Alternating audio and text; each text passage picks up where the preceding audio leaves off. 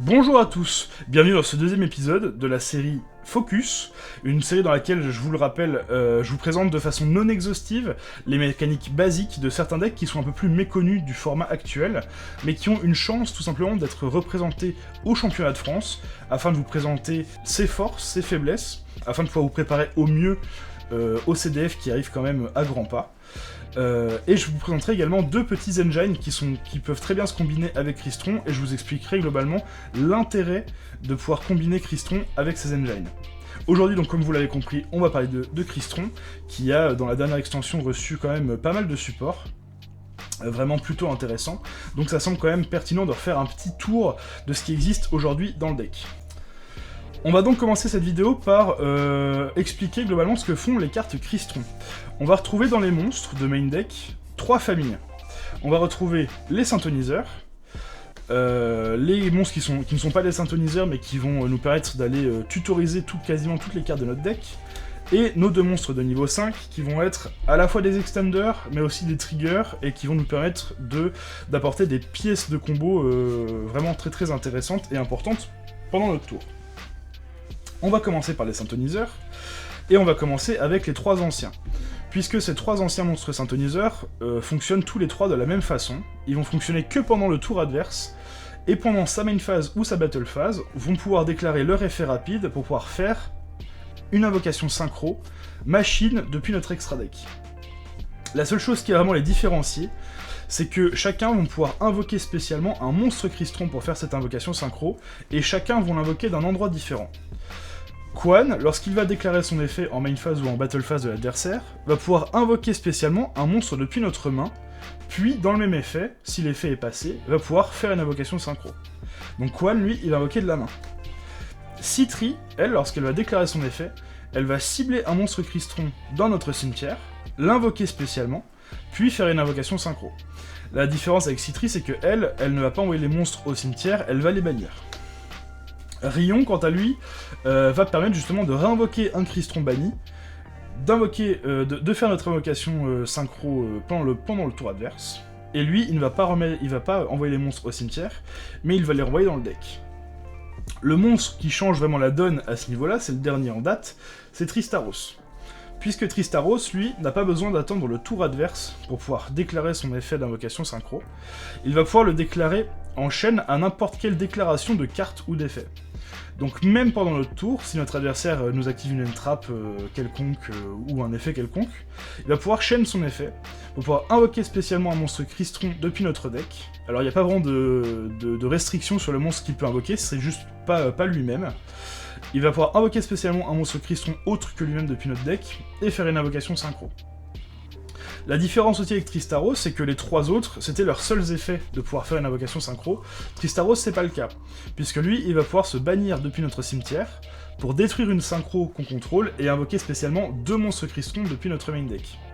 Là, pareil, il n'y a aucune restriction sur les monstres qu'il peut invoquer, ils peuvent avoir le même nom, il peut s'invoquer lui-même, mais voilà, il peut invoquer deux monstres Crystron. La seule restriction, c'est qu'il peut en invoquer pile poil 2, il peut pas en invoquer jusqu'à 2. Donc si vous n'avez pas deux monstres à invoquer, vous pouvez pas déclarer l'effet. Ensuite, on va parler de Morigre, Sistivre, et Rosenix.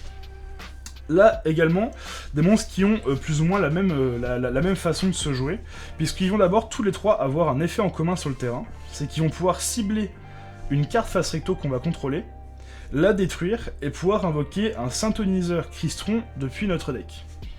C'est l'effet au cimetière qui va les différencier. Alors on va commencer par Rosenix parce que c'est un peu le moins intéressant de tous. Lui, Rosenix va pouvoir se bannir depuis notre cimetière pour invoquer spécialement un jeton haut de niveau 1 et avec des stats de 0-0. Voilà, et ce jeton ne pourra pas être sacrifié, donc ça, c'est souvent Rosenix n'est pas joué, c'est vraiment pas le monstre le plus intéressant.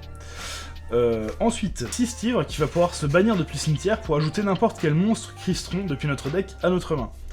Et Morigre, quant à lui, vous l'avez compris, va pouvoir se bannir depuis notre cimetière pour ajouter n'importe quelle carte, magie ou piège Crystron, depuis notre deck à notre main. Donc voilà pour nos trois monstres de niveau 3. Quant à Sulfador et Sulféfnir, on retrouve également une similitude dans l'utilisation de leur effet, puisque leur effet va pouvoir s'activer quand ils sont dans la main ou dans le cimetière. Alors Sulféfnir, lui, lorsqu'il est dans la main ou dans le cimetière, va nous permettre de défausser une carte Crystron, pour pouvoir l'invoquer spécialement sur le terrain, puis détruire une carte qu'on contrôle. Et lui-même, quand il est détruit, va pouvoir invoquer spécialement un monstre Crystron depuis notre deck en position de défense. Donc, souvent, ce qu'on va faire, c'est qu'on va défausser une carte pour l'invoquer lui-même, pour le détruire lui-même, et ensuite pour invoquer n'importe quel Crystron depuis notre deck. Voici pour Sulfefnir, et ensuite Sulfador, pareil, l'un des autres derniers monstres en liste de l'archétype Crystron, va pouvoir, quand il est dans notre main ou cimetière, cibler une carte Crystron qu'on contrôle, la détruire, puis l'invoquer spécialement. Alors c'est aussi un effet qui va nous lock en machine, là on a beaucoup d'effets en réalité qui vont nous lock en machine dans nos monstres. Ces trois monstres là, quand ils ciblent une carte sur notre terrain pour la détruire, nous lock également en machine. Et donc Sulfador, quand il est invoqué normalement ou spécialement, va nous permettre d'envoyer 2 cartes Crystron depuis notre deck au cimetière. Donc ça va être un effet qui va être vraiment super intéressant, déjà pour envoyer nos monstres qui vont ensuite aller chercher toutes nos autres cartes, mais également pour envoyer nos magies. Puisque nos magies au cimetière, je vais vous l'expliquer tout de suite, notre magie au cimetière, Crystron Inclusion, va pouvoir se bannir pour invoquer n'importe quel monstre Crystron depuis notre cimetière. Inclusion est donc aussi une des dernières cartes qui est sortie dans le support Crystron, et Inclusion, lorsqu'elle est activée, elle va pouvoir ajouter n'importe quelle carte Crystron depuis notre deck à notre main.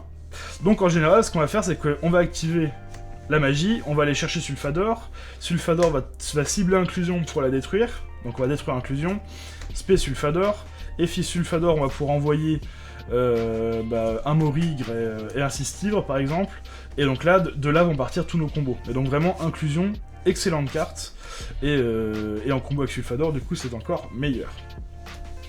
Et donc on va voir le Cluster, encore une fois une carte qui est sortie il n'y a pas si longtemps que ça, qui va avoir pas mal de petits effets cool. Donc d'abord, elle va dire en effet passif que tous nos Crystrons qu'on contrôle ne peuvent pas être bannis par des effets de cartes adverses, donc voilà, pourquoi pas.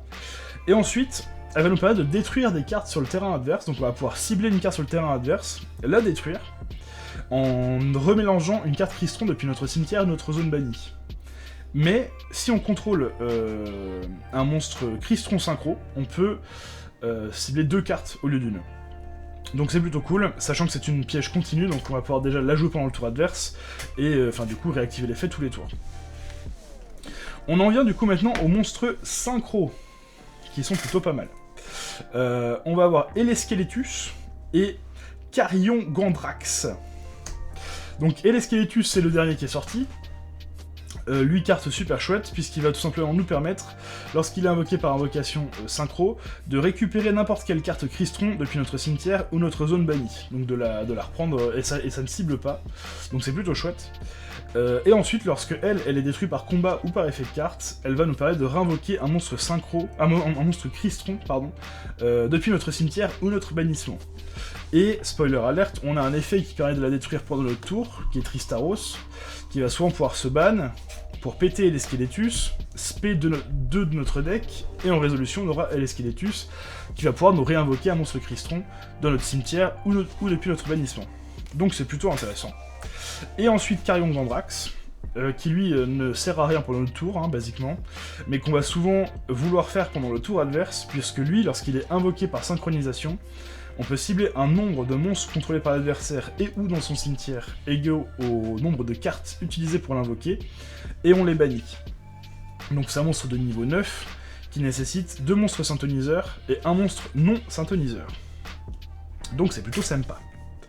Dans les cartes vraiment chouettes, qui peuvent être utiles pour le deck, on va d'abord avoir alors c'est le chevalier des machines, un truc comme ça. Bref, le Clockwork Knight. Et donc lui, pourquoi est-ce qu'il va nous intéresser? C'est pas du tout pour aller chercher la nuit des machines, pas du tout. Mais ça va tout simplement être parce qu'il va demander un monstre non lien machine de 1000 ou moins d'attaque pour pouvoir s'invoquer. Donc on va pouvoir l'invoquer par-dessus un Morigre. Ce qui fait que Morigre n'est pas du tout une carte morte en main, puisqu'on va pouvoir l'invoquer normalement, faire une lien 1, invoquer Clockwork, donc lui ça va nous le mettre au cimetière, lui on va pouvoir le bannir, aller chercher Inclusion, Inclusion va aller nous chercher Sulfador, Sulfador va se spé en détruisant Inclusion, et va pouvoir foolish tout le reste des cartes pour nous permettre de continuer notre combo. Donc vraiment, ce monstre est super intéressant. En général, pas plus de x1 dans un extra deck, un x2 si vraiment vous avez envie, enfin vous avez peur de piocher tous vos Morigres, mais en général, x1 c'est largement suffisant. Étant donné que nos monstres Crystron nous demandent d'invoquer spécifiquement des monstres machines depuis notre extra deck et pas autre chose, il y a deux monstres synchro machines qui sont vraiment intéressants. C'est d'abord Dragster, qui est une annulation d'une carte magie ou piège en baissant ses niveaux de 2. Donc c'est voilà, donc lui il gagne son attaque est égale à son niveau x 300. Et donc du coup il peut annuler n'importe quelle magie ou piège en diminuant son niveau de 2, donc c'est vraiment pas mal. Et c'est un monstre machine. Il y a également le Centurion Legacia, qui lorsqu'il est invoqué spécialement, on peut piocher une carte, puis détruire le monstre contrôlé par l'adversaire qui a la plus haute attaque. Donc pareil, c'est plutôt sympa en cas de besoin. Et du coup, vraiment, le monstre d'extra deck qui est le plus joué dans Crystron, c'est le Cyberdragon Nova avec le Cyberdragon Infini. Étant donné que on a nos deux monstres de niveau 5, Sulfador et Sulfefnir, qu'on va pouvoir invoquer très facilement sur notre terrain, soit grâce à notre synchro lorsqu'elle va être détruite, soit grâce à Tristaros lorsqu'il va pouvoir invoquer du deck. Donc en général, on va toujours faire en sorte d'avoir ces deux monstres sur le terrain à la fin de notre tour, pour pouvoir faire un Nova et un Infini, qui nous met une Omni-Negate sur le terrain. Vraiment, du coup là, Dragon Infini, voilà, ce monstre est vraiment super cool. En plus, en go second, il a aussi une utilité, étant donné que lui peut cibler une carte face recto, enfin un monstre, sur le terrain en position d'attaque, et le mettre comme matériel X6 en dessous de lui. Donc c'est vraiment sympa, vraiment le monstre est trop cool. C'est une des raisons pour lesquelles j'aime beaucoup ce deck, c'est qu'il permet de jouer infini, donc vraiment c'est trop chouette. Juste petit aparté dans la vidéo pour vous dire que dans la description je vous mettrai également un lien vers les decklists qui ont top ces derniers temps sur un site qui s'appelle Wagio Pro Deck. Donc voilà, je vous mettrai le lien vers tous les decks Crystron qui ont pu top ces derniers mois, comme ça vous pourrez aller vous inspirer des decklists qui fonctionnent bien. Comme premier petit engine que je voulais vous présenter, j'aimerais vous parler de Kashtira. Donc avec Fenrir, Licorne, bon j'ai mis Risert dans le tas, mais en vérité il est pas vraiment joué. Le terrain et la magie continue, donc vraiment ça, Kashtira, c'est un engine qui a énormément d'intérêt à être joué dans le deck. En général, vous pouvez carrément jouer 3 Fenrir, 3 Licornes, 2 ou 3 planètes et une naissance. Déjà parce que les interactions qu'apporte les Kashtira sur le terrain sont vraiment très fortes. Donc pour rappel, si vous ne connaissez pas, globalement, Fenrir va nous permettre d'aller tutoriser un monstre Kashtira. Licorne va nous permettre d'aller tutoriser les magies pièges Kashtira, donc Naissance par exemple. Et ces deux monstres-là vont avoir la même interaction sur le terrain, c'est-à-dire qu'en résolution d'un effet de monstre ou lorsqu'ils attaquent, on peut déclarer leur effet. Fenrir va bannir une carte face verso qui est face recto sur le terrain, et Kashtira Licorne va pouvoir bannir face verso une carte depuis l'extra deck de notre adversaire. Voilà, c'est vraiment des interactions qui sont super intéressantes, donc ne serait-ce que pour leur body sur le terrain, ce sont des monstres qui sont intéressants d'être joués, mais surtout pour le fait que ce sont des monstres de niveau 7, et que de ce fait, ils vont pouvoir nous donner accès à Dracosac. Dracosac, pour ceux qui ne connaissent pas, va pouvoir détacher un matériel Xyz en dessous de lui, pour pouvoir invoquer 2 jetons de niveau 3. Alors là, sur le papier, ça vend pas du rêve, j'en suis bien d'accord, mais sauf que nos 2 tokens de niveau 3 vont nous donner accès à Cherubini. Et Cherubini, lui, va nous dire, comme effet, qu'il va pouvoir envoyer un monstre niveau 3 depuis notre deck au cimetière en coup, c'est important de préciser en coup, et il va gagner l'attaque du monstre qu'il a envoyé. Bon, l'effet de gain d'attaque, vous vous doutez bien, on s'en fiche un peu, ce qui compte réellement, c'est le coût qu'il va avoir d'envoyer un monstre de niveau 3 depuis notre deck au cimetière, et donc on va pouvoir envoyer notre Morigre. Et comme tout à l'heure, comme je vous l'ai expliqué, Morigre se banne, va chercher Inclusion, Inclusion va chercher Sulfador, Sulfador target Inclusion, la détruit, se spé, foolish 2, et c'est full combo. Donc voilà pourquoi, voilà, ça c'est un des intérêts de jouer Kashtira. J'avais mis Risert dans le tas, mais en fait le problème c'est que Risert, si vous le passez niveau 7, vous êtes lock en X6 tout le reste du tour, donc c'est vraiment pas du tout intéressant de le jouer. Mais en tout cas voilà, les Kashtira ont vraiment ce double effet dans le deck qui peuvent soit vous permettre d'avoir des interactions fortes, parce qu'en plus c'est un engine qui est très cool en go second, soit carrément c'est un engine qui vous permet de combo en passant par Dracosac, Cherubini et full combo. Donc c'est vraiment plutôt sympa. Donc voilà, et du coup on va tout de suite passer au deuxième engine. Le deuxième engine que je voulais présenter, c'était l'engine Azamina Diable Star en fait. Donc, pour rappel, c'est composé de Diable Star, Wanted, Tromperie, la magie, Fusion Azamina et nos deux monstres fusion qui sont Murcielago et Ilia Silva. Sachant que Murcielago peut ne pas être jouée, moi j'aime juste bien la jouer parce que voilà, on ne sait jamais, mais en soi elle n'est pas forcément super utile. Donc pour rappel, qu'est-ce qui se passe avec cette engine là? Diable Star, lorsqu'elle est dans notre main, on va pouvoir envoyer une carte depuis notre main ou notre terrain au cimetière pour l'invoquer spécialement. Et à son invocation spéciale, elle va nous permettre d'aller poser depuis notre deck une carte Butin du Péché. Donc à ce moment-là, on va aller poser la Tromperie Butin du Péché, qui pour activer son effet demande de sacrifier un monstre depuis notre main ou notre terrain pour aller chercher une carte Azamina. Donc on va aller chercher la magie. La magie Azamina va pouvoir s'activer pour pouvoir envoyer une carte Butin du Péché depuis notre terrain au cimetière pour invoquer spécialement notre monstre fusion. Alors, c'est pas exactement comme ça qu'elle fonctionne, en fait, on va pouvoir révéler un monstre fusion Azamina depuis notre extra deck, puis pour chaque 4 niveaux qu'elle possède, on envoie une carte Butin du Péché. Donc là, comme on va quasiment tout le temps aller chercher des monstres de niveau 6, il n'y a qu'un seul groupe de 4 niveaux, donc on va envoyer une carte Butin du Péché. Et pour ceux qui connaissent pas Ilia Silva c'est une Omni-Negate, qui peut annuler n'importe quelle activation de carte ou d'effet. Alors elle détruit pas, mais elle negate en se sacrifiant. Deux intérêts à ça. Déjà, premier intérêt, c'est que la carte Tromperie et Diable Star peuvent vous permettre d'enlever des cartes qui peuvent être des briques en main, étant donné qu'elles demandent à défausser ou à sacrifier des monstres. Bah, dès que vous allez avoir un Morigre ou un Sistivre en main, bah, ça va vous permettre de les mettre au cimetière pour ensuite les bannir pour aller faire des tutos. Diable Star, c'est encore une niveau 7, donc ça va pouvoir aller comboter avec Nokashtira pour aller chercher Dracosac et Cherubini en cas de besoin. Et en plus de ça, donc Wanted, je l'ai pas présenté, mais Wanted va chercher Diable Star. Mais Wanted, surtout au cimetière, va pouvoir se bannir pour aller remélanger une carte Butin du Péché, enfin la remettre en dessous de notre deck et piocher une carte. Donc en plus de ça, c'est un engine qui vous permet de repiocher un derrière, donc d'aller chercher vos end-traps ou vos pièces de combo si vous n'avez vraiment rien à jouer. Je vais finir par cette vidéo par vous présenter deux petits combos. Alors il y aura le combo, on va commencer par Morigre, et l'autre on va commencer par Inclusion. Je vous mettrai dans la description des liens vers des vidéos qui vous présenteront d'autres combos, des 2 cartes combo, des 1 card combo, même d'autres versions des combos que je vais vous présenter maintenant. Mais en tout cas voilà, là je vais vraiment vous présenter la base de la base avec le deck Tristram. Donc si on commence par Morigre, on l'invoque normalement. Comme je vous ai expliqué tout à l'heure, on fait la lien 1 pour le Clockwork. On le bannit, on va chercher Inclusion. Inclusion, on va l'activer, va aller nous chercher le Sulfador. Sulfador va target Inclusion, la détruire pour s'invoquer spécialement.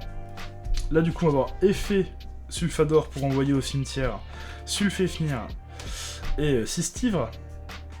Sistivre va pouvoir se bannir pour aller nous chercher, alors c'est Instant User comme vous voulez, mais moi ici je vais aller chercher Citri.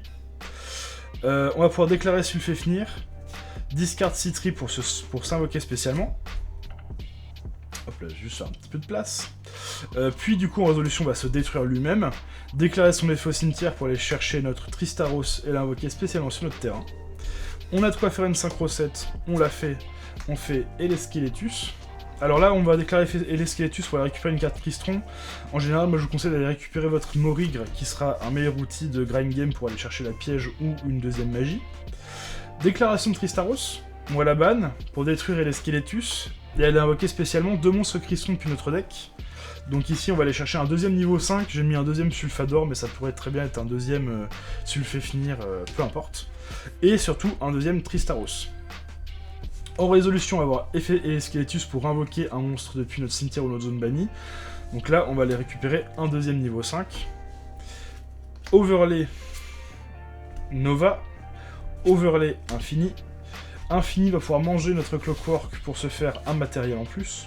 Parce qu'en plus, chose que je n'ai pas dit, Infini gagne aussi 200 d'attaque pour chaque matériel qu'elle a en dessous d'elle. Donc là, elle va passer à 2900 pour l'attaque.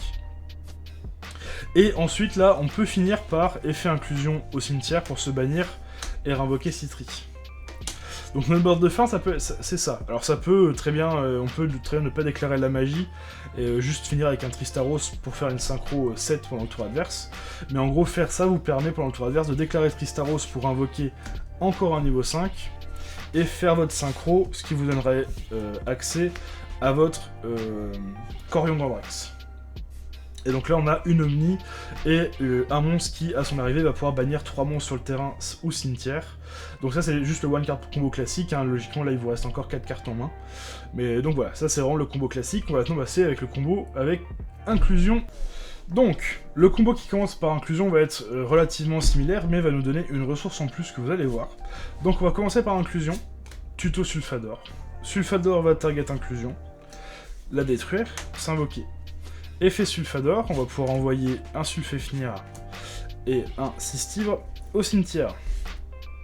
Bannir Sistivre va nous chercher Morigre. Effet Sulféfnir va discard Morigre, s'invoquer spécialement. Se détruire lui-même encore une fois en résolution. Et va aller nous chercher Tristaros. Au cimetière, on va pouvoir déclarer Morigre. Mais donc là, comme vous vous en doutez, on va pas aller chercher la magie parce qu'on l'a déjà utilisé. On va aller chercher la piège. Synchro 7. Et les Skeletus. Effet les Skeletus, encore une fois, on va aller récupérer notre Morigre. Mais ça pourrait encore une fois être une autre ressource. Mais ici, moi, je vais prendre Morigre. On va déclarer Tristaros. Détruire les Skeletus. Invoquer spécialement 2 monstres depuis notre deck, donc très important d'invoquer toujours en deuxième Tristaros. Et un niveau 5 quelconque. Et les Skeletus va nous permettre de réinvoquer Sulfador ou Sulféfnir au choix. Overlay Nova et Overlay Infini. Et ici, notre inclusion va nous réinvoquer les Skeletus. Puisque pour rappel, étant donné que là on va avoir un monstre Synchro Crystron sur notre terrain, quand on va activer notre piège Cluster, on va pouvoir cibler 2 cartes sur le terrain, remélanger une ressource depuis notre cimetière ou notre zone bannie dans notre deck pour pouvoir détruire les 2 targets. Donc là en général ça va un peu dépendre de vos ratios, hein. Si vous jouez qu'un seul Sistivre, vous pouvez aller le reshuffle lui. Si vous estimez avoir besoin de plus d'inclusion, vous pouvez aller reshuffle l'inclusion, ou Tristaros, ou peu importe. En tout cas, Cluster va permettre de nous recycler nos ressources. Mais donc, si on a Cluster, très important de Reborn et les Skeletus ici. Tristaros ici, du coup, il va pouvoir faire quoi pendant le tour adverse? Il va y avoir 2 choix possibles. Soit, et les 2 choix sont à mon sens très bons hein, d'ailleurs, soit il va aller nous réinvoquer un Sulfador depuis notre deck pour faire une synchro 7 et invoquer Dragster. Donc là on a une Omni, une Negate de magie et un Pet 2. Donc c'est possible, c'est vraiment c'est une des possibilités. Deuxième possibilité, on a un niveau 2, un niveau 7. Il peut aussi nous invoquer un niveau 3 et faire une synchro 12 et aller nous chercher Legacia Centurion. Et Legacia Centurion du coup va nous permettre de piocher une carte et de détruire le monstre avec la plus haute attaque sur le terrain. Voilà, c'est une autre possibilité, sachant qu'on va dire que l'intérêt de ça, on va dire, ça va être de mettre un Morigre au cimetière. Si jamais vous n'avez pas envie de recycler Morigre sur l'invocation des Skeletus, vous avez préféré un Tristaros ou peu importe, bah là, Morigre sera déjà dans votre cimetière, donc pourra se ban pour aller chercher une deuxième inclusion au tour d'après, tout ça. Donc voilà, c'est une autre possibilité, c'est plutôt pas mal. Mais donc voilà pour le combo avec inclusion. Bien voilà, j'espère que cette vidéo vous aura plu. Au niveau des dernières petites forces et faiblesses qu'on peut noter, important quand même de voir que ce deck ne prend pas de Beasted, donc c'est plutôt agréable. Au niveau par contre des faiblesses, c'est un deck qui prend très fort l'Ancea. Parce qu'évidemment du coup là on peut plus rien bannir, donc c'est super compliqué. Faites attention à l'ordre dans lequel vous allez déclarer vos tutos, parce que si vous déclarez une tuto cache avant d'aller déclarer votre tuto inclusion par exemple, c'est un deck qui peut prendre rôle sous certains setups. Mais sinon, en réalité, il n'y a pas énormément de faiblesses. Maintenant qu'il n'y a plus Shifter, vu qu'on n'est plus dans une méta Shifter, ça fait déjà un ennemi en moins, donc c'est plutôt agréable. Mais voilà, Lancea est toujours un adversaire potentiel. Mais donc sinon voilà, moi franchement je vous conseille de jouer ce deck. C'est un deck assez budget, c'est franchement cool à jouer. Voilà, je vous le recommande fortement. Je pense qu'il va y en avoir sincèrement au championnat de France. Mais en tout cas, voilà, jouez, faites-vous kiffer, faites-vous plaisir. En tout cas, un grand merci pour vos retours sur l'épisode 1, ça m'a vraiment touché. Et puis voilà, tout simplement, à la prochaine, abonnez-vous, mettez la cloche. Ciao!